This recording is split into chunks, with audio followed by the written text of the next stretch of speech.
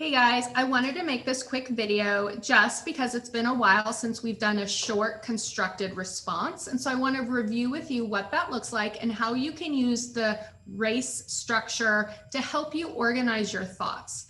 Now, in this case, our RACE structure is going to be a little bit more complicated than it was before because these are really kind of tough questions that require a lot of thought.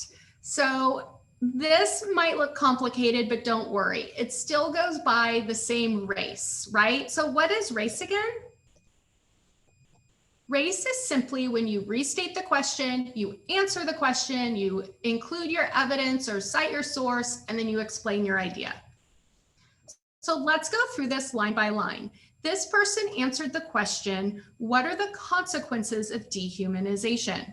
So of course, the first thing they're going to do is they are going to restate and answer the question right away. They say, dehumanization allows humans to forget about their morals and act violently.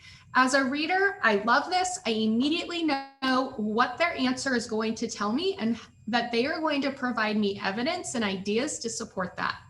So the first evidence or idea that this writer uses is from Barbara Coloroso. Now remember, the first time you bring in a source, you have to use tag, title, author, genre.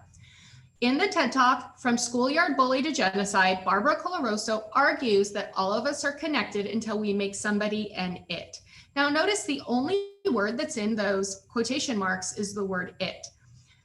When you're doing a short answer response like this, it's important not to just throw a bunch of long quotes in there. Just paraphrase the writer's idea or main point that you're using. Only quote the most important things that you can't put in your own words. You'll also notice that I put in bright blue the word argues. She develops an argument in her TED Talk. She doesn't just say a bunch of stuff, she is developing an argument. So to reach mastery, you want to be specific. You want to use the word argue or the word claim. So then this writer has to explain her idea. So I put that in purple and the writer explains, then we are disconnected from them and view them as less human and different from ourselves. Then this person goes into the next idea. Now notice how this writer connects Coloroso's idea with Kluger's idea.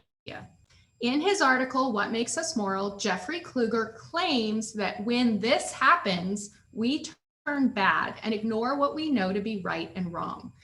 So Kluger's idea builds on Coloroso's idea. And the way we know that is the writer wrote, when this happens. So when Barbara's idea that you turn other people into it happens, Kluger is saying that this is when we turn bad and ignore what we know to be right and wrong. So it's really important that when you have more than one person's ideas, when you're using more than one person's ideas, that you connect them in some way. Now we have the evidence in yellow, and now we have to explain it, and I've highlighted that in purple.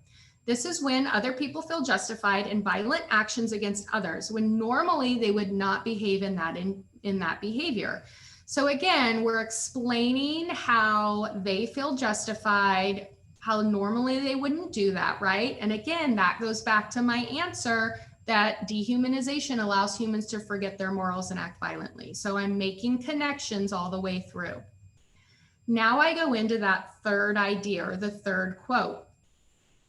For example, when the boys who beat Matthew Shepard to death were questioned, they said, yeah, but he was gay. And then I put Coloroso in parentheses, right?